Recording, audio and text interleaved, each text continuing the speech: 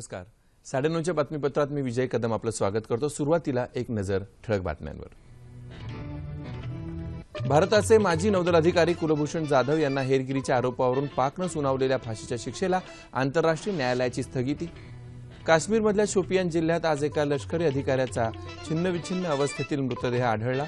या भागात लष्कराची शोध मोहीम सुरू. सर्वोच्च न्यायालयाचं कामकाज कागदविरहित करण्याच्या प्रणालीचा पंतप्रधानांच्या हस्ते शुभारंभ.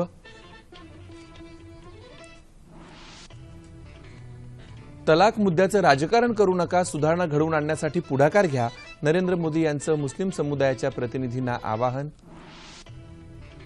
बुद्ध पौर्णिमेनिमित्त सर्वत्र विविध कार्यक्रमांचं आयोजन.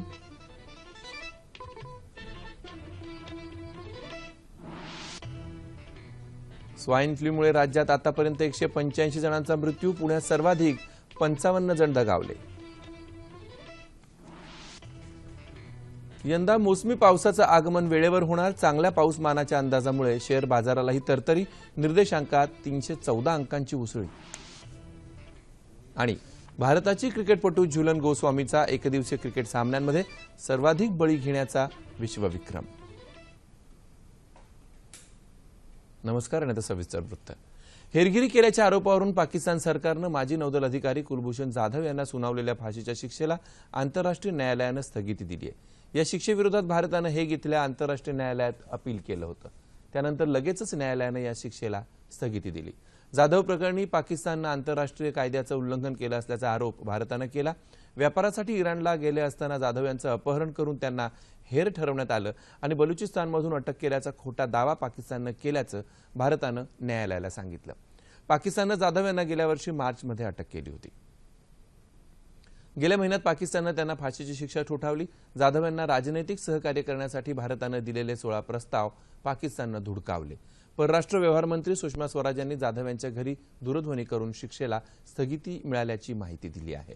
दरम्यान स्वतःच्या देशातल्या दहशतवादावरून लक्ष दुसरीकडे हटवण्यासाठी जाधव यांच्या फाशीच्या शिक्षेचा वापर भारत करत आहे, अशी प्रतिक्रिया पाकिस्तानचे संरक्षण मंत्री ख्वाजा मोहम्मद आसिफ यांनी दिली आहे.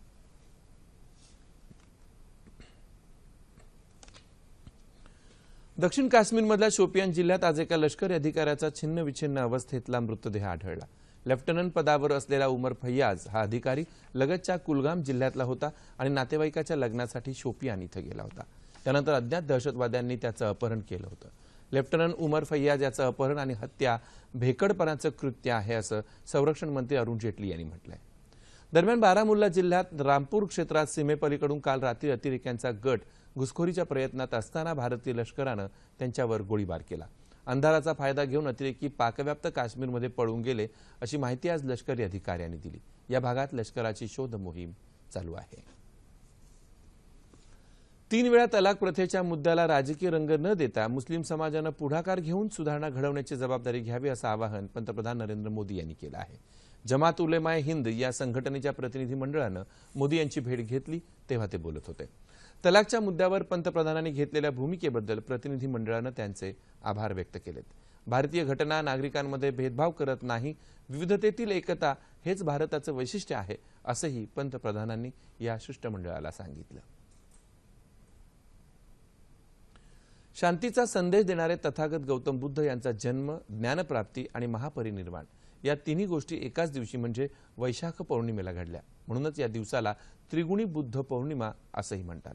आजची ही 2561वी बुद्ध पौर्णिमा आहे. यानिमित्त जगभरात बुद्ध जयंती साजरी केली जाते आहे. राष्ट्रपती प्रणव मुखर्जी, पंतप्रधान नरेंद्र मोदी, राज्यपाल चे विद्यासागर राव आणि मुख्यमंत्री देवेंद्र फडणवीस यांनी देशवासियांना बुद्ध जयंतीच्या शुभेच्छा दिल्या आहेत. मुंबईत परळ इथल्या बहुजन विहार इथं बुद्ध जयंती उत्साहात साजरी करण्यात आली. श्रीलंकेहून आणलेल्या बुद्धांच्या अस्थी इथे दर्शनासाठी ठेवण्यात आल्या आहेत. यावेळी बुद्धपूजा आणि सूत्तपठण करण्यात आलं. दादरमधल्या आंबेडकर भवनात ॲडव्होकेट प्रकाश आंबेडकर यांच्या हस्ते प्रबुद्ध भारत या नियतकालिकेचं प्रकाशन करण्यात आलं. नागपुरात दीक्षाभूमी इथे राज्यभरातून हजारोंच्या संख्येनं भाविक दर्शनाला आले आहेत. गौतम बुद्धांच्या विचारांवर आधारित विविध उपक्रम इथे राबवले जात आहेत. कामठी तालुक्यातल्या ड्रॅगन पॅलेस इथे भाविकांनी मोठ्या प्रमाणात गर्दी केली. सकाळी बुद्धवंदना झाली. तथागत भगवान गौतम बुद्ध जयंतीनिमित्त औरंगाबादमध्ये आज सकाळी क्रांती चौक इथून धम्म मिरवणूक काढण्यात आली। या मिरवणुकीत भिक्खू बोधिपालो महाथेरो, विशुद्धानंद बोधी महाथेरो यांची प्रमुख उपस्थिती होती। बुद्ध जयंतीनिमित्त वाशिम इथे त्रिरत्न बुद्ध विहार नालंदा नगर इथे भंते प्रज्ञापाल यांच्या हस्ते धम्म ध्वजारोहण करण्यात आलं। सामूहिक बुद्धवंदना आणि त्यानंतर मोटरसायकल रॅली काढण्यात आली। परभणी इथं देखील गौतम बुद्धांच्या जयंतीनिमित्त विविध संघटनांच्या वतीनं शांती यात्रांचं आयोजन करण्यात आलं होतं। यात श्रमणेर भिक्खू तसंच शालेय विद्यार्थी सहभागी झाले होते। बुद्ध पौर्णिमेचं औचित्य साधत लातूरमधल्या रामेश्वर इथं गौतम बुद्ध विहार आणि डॉक्टर बाबासाहेब आंबेडकर यांच्या स्मृतिभवनाचं उद्घाटन माजी केंद्रीय गृहमंत्री सुशीलकुमार शिंदे आणि डॉक्टर रामविलास वेदांती यांच्या हस्ते झालं। यावेळी डॉक्टर रतनलाल सोनागरा यांनी लिहिलेल्या मैत्रेय गौतम बुद्ध या ग्रंथाचं प्रकाशन झालं।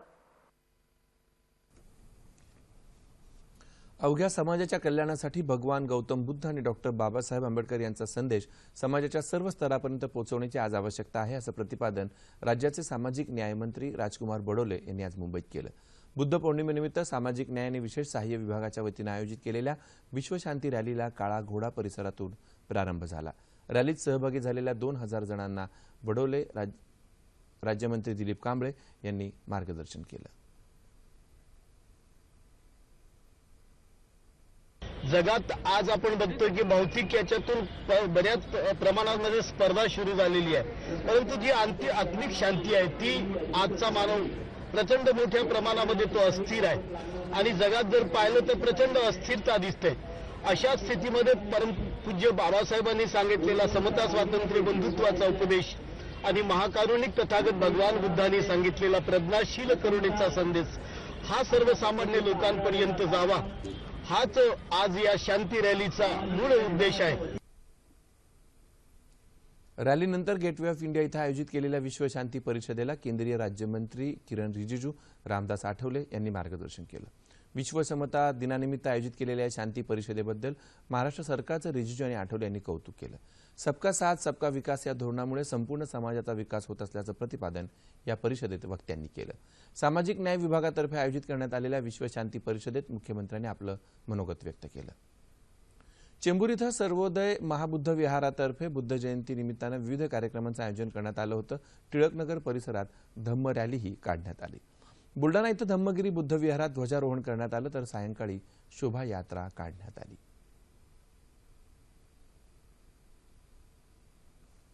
स्वाईन फ्लूनं यंदा राज्यात तब्बल 185 जणांचा बळी गेलाय। यामध्ये यावर्षी जानेवारीपासून पुण्यात सर्वात जास्त 55 जण स्वाईन फ्लूनं दगावलेत, अशी माहिती कुटुंब कल्याण विभागाचे सहसंचालक मुकुंद डिग्गीकर यांनी दिली।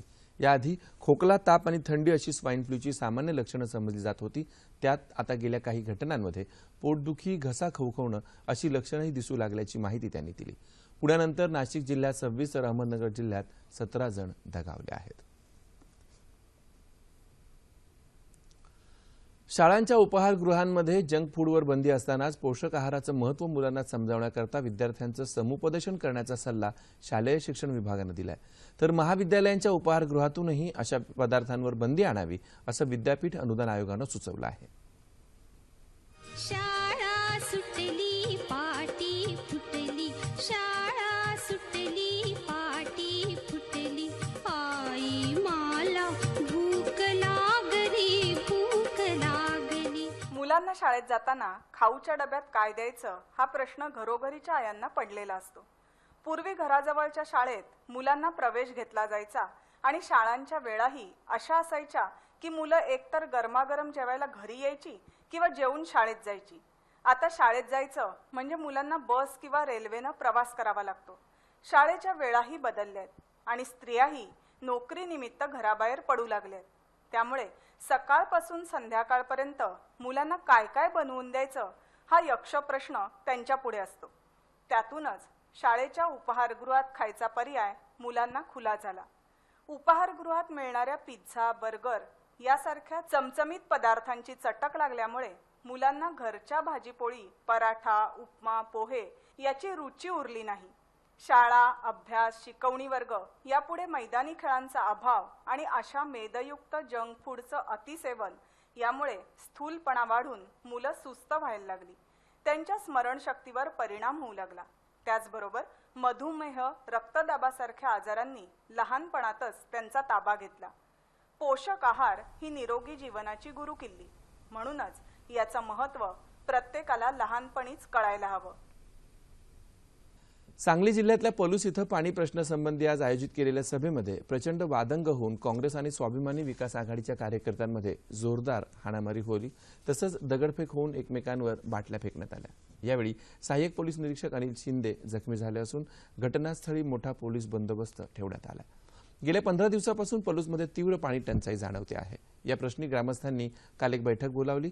बैठकीत काँग्रेसचे स्वीकृत नगरसेवक स्वाभिमानी विकास आघाडीच्या कार्यकर्त्यांवर धावून गेल्याचा आरोप करत विरोधक आक्रमक झाले. या वादाच्या पार्श्वभूमीवर आज 2 गटांमध्ये जोरदार हाणामारी झाली. यावेळी काँग्रेस आणि स्वाभिमानी विकास आघाडीच्या कार्यकर्त्यांनी एकमेकांवर बाटल्या फेकल्या तसंच दगडफेकही करण्यात आली.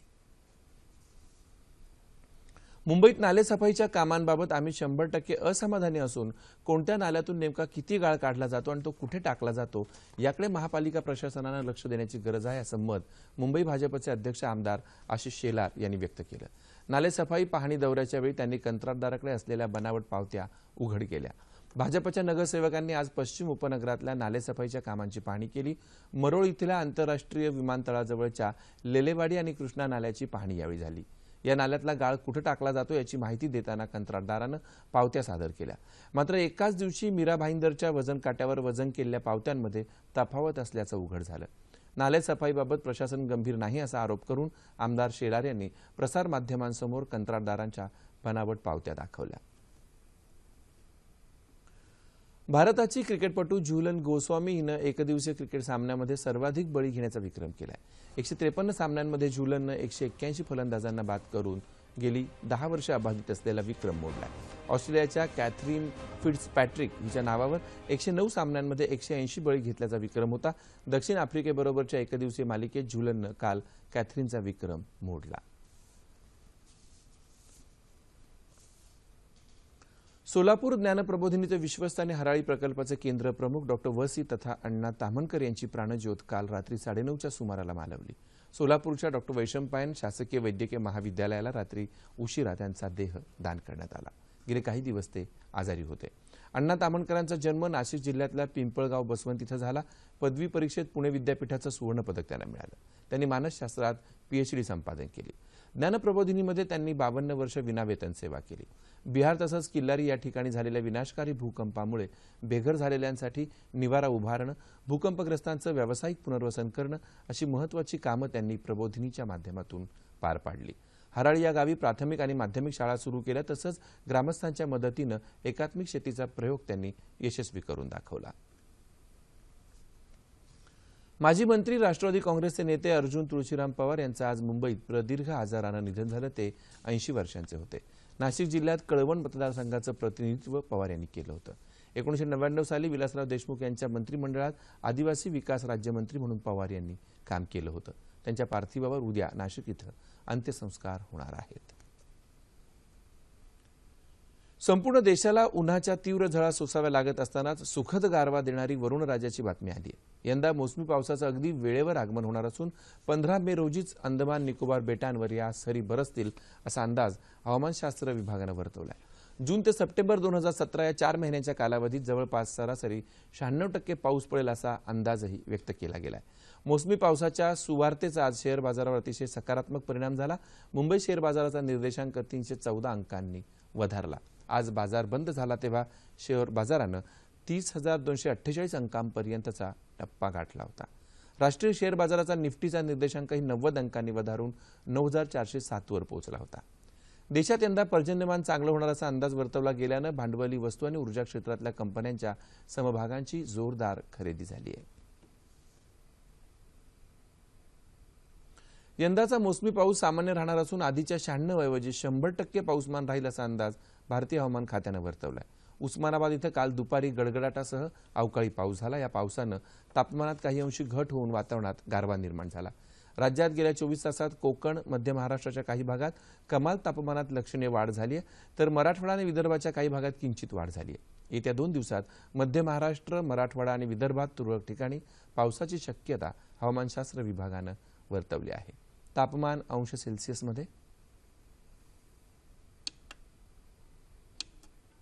मुंबई कमाल 34, किमान 25 अंश सेल्सिअस, नागपूर 42 आणि 26,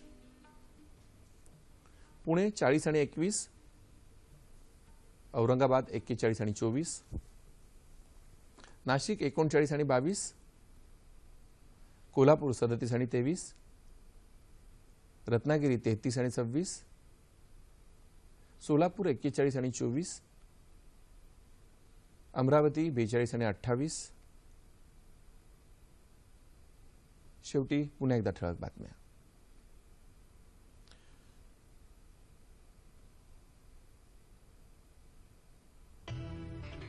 भारताचे माजी नौदल अधिकारी कुलभूषण जाधव यांना हेरगिरीच्या आरोपावरून पाकनं सुनावलेल्या फाशीच्या शिक्षेला आंतरराष्ट्रीय न्यायालयाची स्थगिती.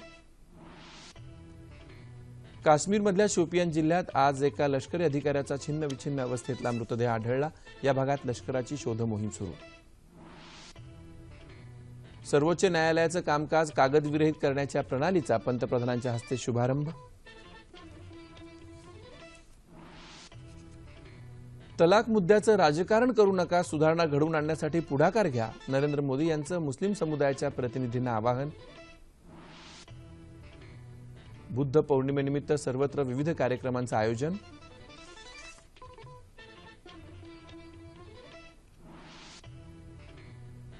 स्वाईन फ्लूमुळे राज्यात आतापर्यंत 185 जणांचा मृत्यू, पुण्यात सर्वाधिक 55 जण दगावले. यंदा मोसमी पावसाचं आगमन वेळेवर होणार, चांगल्या पाऊसमानाच्या अंदाजामुळे शेअर बाजारालाही तरतरी, निर्देशांकात 314 अंकांची उसळी. आणि भारताची क्रिकेटपटू झुलन गोस्वामीचा एकदिवसीय क्रिकेट सामन्यांमध्ये सर्वाधिक बळी घेण्याचा विश्वविक्रम. याबरोबरच हे बातमीपत्र संपलं. पुन्हा भेटूया उद्या सकाळी 8:30 वाजता आपल्या सह्याद्री वाहिनीवर. नमस्कार.